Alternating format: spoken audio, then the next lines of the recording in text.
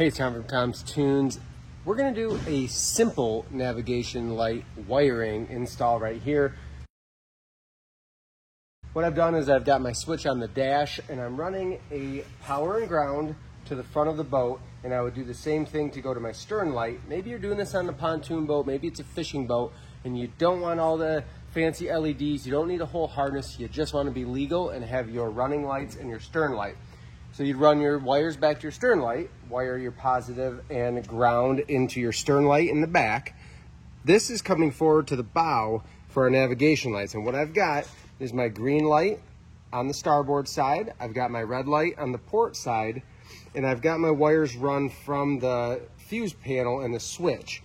All I'm going to do on this is connect my power to my power wire of my starboard light. I like to split them into a Y. And then I put them together. I twist two of those legs together. They could be arms if you want them to. Twist the other two. And then I twist the Y together. I'm going to do the same thing for my ground wire as well.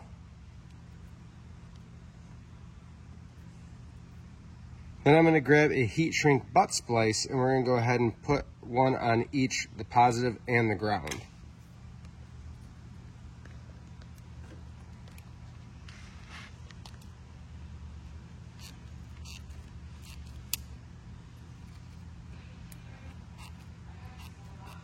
We're going to shrink this down real quick.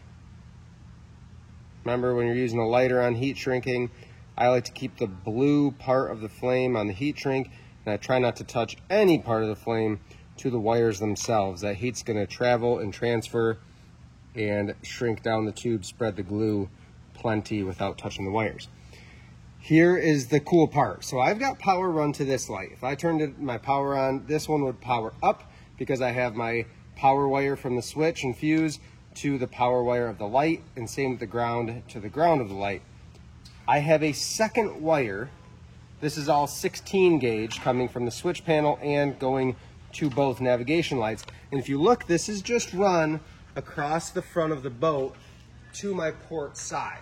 We'll go all the way over there in just a second. But here's the part. All we need to do to power these lights for 12 volt direct current is get a power and a ground to each light. So I'm going to go ahead, we can call this daisy chaining or piggybacking, whatever you prefer. I'm going to take that second wire that runs all the way across from starboard to port. I've stripped it back and I'm going to splice it into these heat shrink connectors. You'll notice I used a little bit bigger heat shrinking on this side because I needed to join these two wires together than I'll use on the port side. So I'm going to take my ground and my power. And essentially all you need to do is think about the fact that you're tying in that power wire from the switch panel and fuse block. You're just tying that to that port light now. Shrink these down and then we're going to go to the port side and wrap it up. I'm just going to pull out some of that slack from the wire coming across, cut off the excess, and now my power wire, essentially just coming from the switch and fuse block, and my ground are going to tie in to the port side navigation light.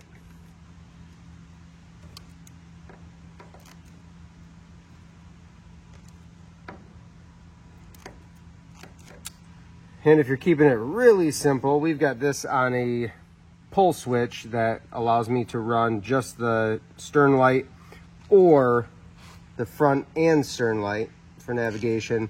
You could just do a simple on-off toggle switch and piggyback that stern light right into the bow lights. What it's going to do, you won't be able to have just an anchor light on, but you'd be able to run across the lake. Maybe it's early in the morning or late at night fishing or whatever, cruising, and you just want to be legal. You could tie in, again, just taking power from the switch back to that stern light the same way I'm doing these.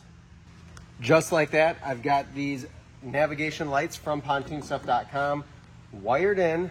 They're ready to power up. We have other videos too on just how direct current DC on a boat works. Remember, we're just getting power and ground to our accessories, and it's okay to tie them in together to run across. I hope this helps. You can check out any of our discounts from pontoonstuff.com, Brunt Workwear, and everything else in the description of this video. Save you money and helps our channel when you shop with those guys. Thanks for watching. Thanks for videoing. Cavitation. If you take this red wire, It's gonna be hot. and you hook it up to this black wire, and vice versa, this gray wire to this black wire, that will cause cavitation, For sure. right? The So- cavitation queen has spoken. Don't do that.